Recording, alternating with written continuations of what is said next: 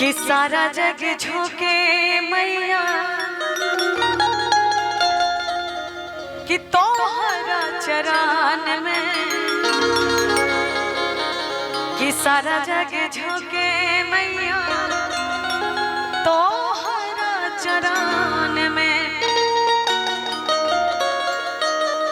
ये बहुत ही प्यारा भजन है। चाहे इंसान कितना हो बड़ा हो जाए, कितना हो अमीर हो जाए,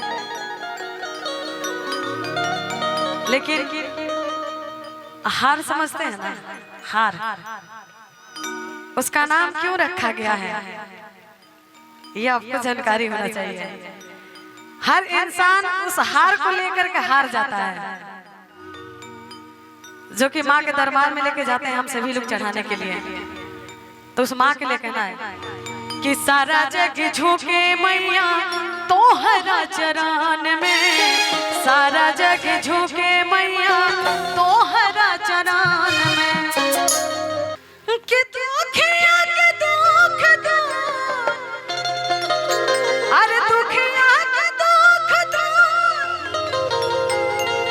कि दुखिया के दुख दूर, अरे करेलु छान में, कि सारा जग